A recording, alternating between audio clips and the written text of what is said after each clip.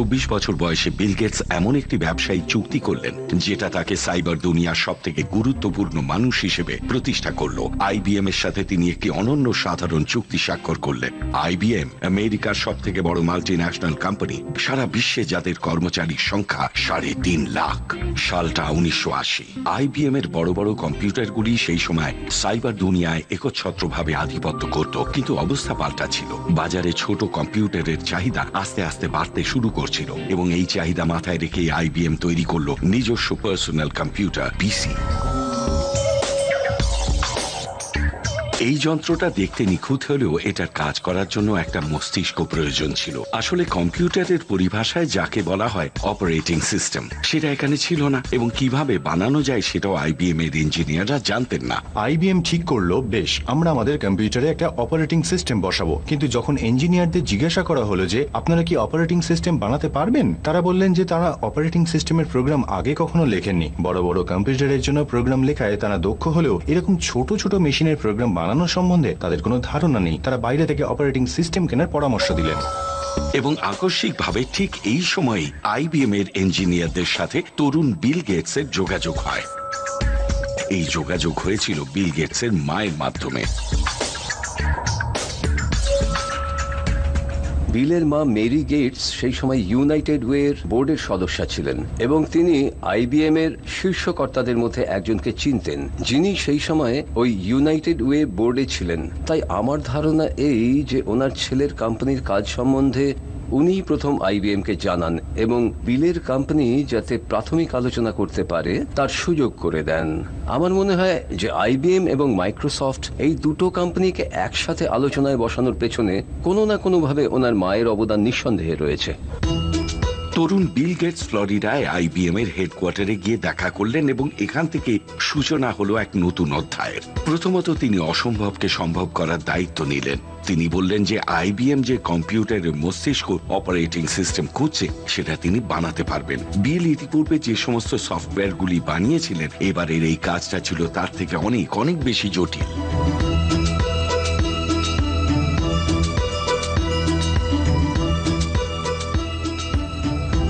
IBM বিল গেটসের কাছে জানতে চাইল যে তিনি অপারেটিং সিস্টেম বানাতে জানেন কিনা। এটা ছিল কম্পিউটারের দুনিয়ায় এক নতুন যুগ। বিল গেটস উত্তর দিলেন হ্যাঁ। অপারেটিং সিস্টেমের একটাও প্রোগ্রাম না লেখা সত্ত্বেও বিল উত্তর দিলেন যে তিনি জানেন। তারা বাইরে থেকে অপারেটিং সিস্টেম কেনার পরামর্শ দিলেন। কিন্তু ঘটনা হলো বিল আইবিএম এর ডিরেক্টরদের মিথ্যে কথা বলেছিলেন। আসলে তার পরিকল্পনা অন্য ছিল। অপারেটিং সিস্টেম বানানোর বদলে তিনি বাইরে থেকে কিনবেন বলে ঠিক করেছিলেন। বিলের সাথে সম্প্রতি আলাপ হয়েছিল কম্পিউটার পাগল এক যুবক টিম প্যাটারসনের সাথে, যিনি সময় কাটাতেন কম্পিউটার প্রোগ্রাম বানিয়ে। টিম ছিল এক্ষেত্রে তার একমাত্র।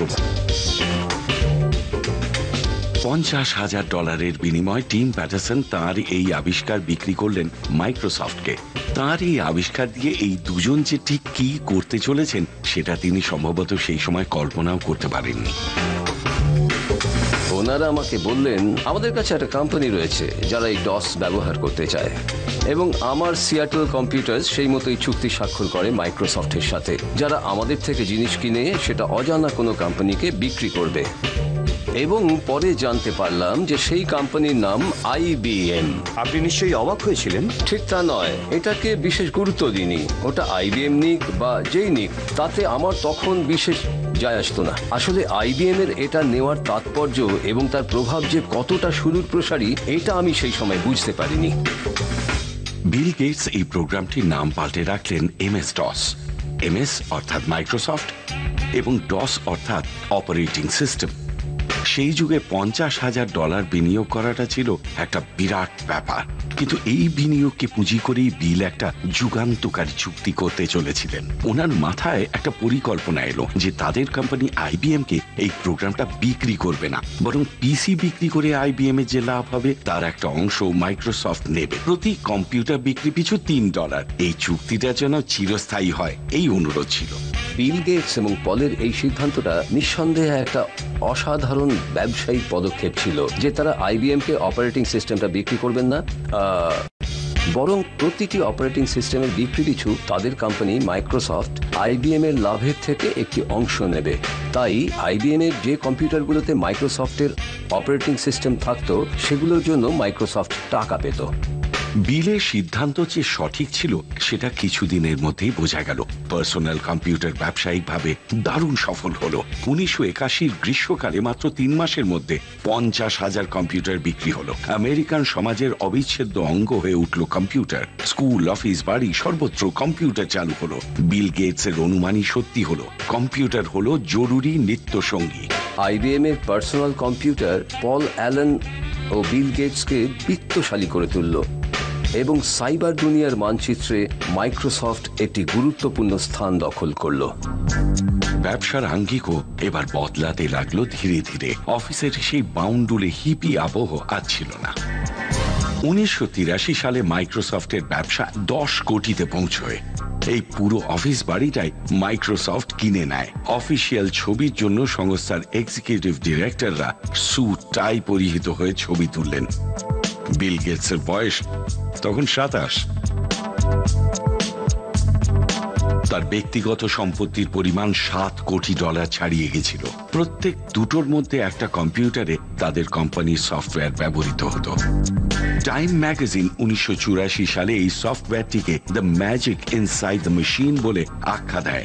আইবিএম এর তুলনায় মাইক্রোসফট হয়ে উঠেছিল প্রচারের কেন্দ্রবিন্দু, কিন্তু বিল এতেও সন্তুষ্ট ছিলেন না। বিল সম্বন্ধে একটি বিশেষ ঘটনা রোল্যান্ড হ্যানসেনের স্পষ্ট মনে আছে। উচ্চাভিলাষী তরুণ প্রেসিডেন্টের সাথে আলাপ হওয়ার পর তার আত্মপ্রত্যয় মাইক্রোসফটের এই প্রাক্তন প্রেসিডেন্টকে অভিভূত করেছিল। পরবর্তী 4-5 ঘন্টা ধরে সাদা বোর্ডের ওপর লিখে দাগ কেটে তিনি এইটা বোঝাচ্ছিলেন যে কিভাবে সফটওয়্যারের সাহায্যে তিনি গোটা সাইবার দুনিয়ার দখল নেবেন এবং কেন মাইক্রোসফট মার্কিন যুক্তরাষ্ট্রের ইতিহাসে সব থেকে গুরুত্বপূর্ণ কোম্পানি হয়ে উঠবে। কয়েক ঘন্টা ধরে এই সমস্ত বিষয় নিয়ে আলোচনা চলল এবং শেষ হওয়ার পর আমি বিলের দিকে তাকালাম এবং উনি বললেন, কি মনে হয় আপনার? আমি উত্তর দিলাম, আমি নিশ্চিত যে আপনিই পারবেন সারা দুনিয়াকে মুঠোয় আনতে। কিন্তু এইভাবে পৃথিবীর একচ্ছত্র অধিপতি হয়ে ওঠার পথে একটা সমস্যা দেখা দিয়েছিল।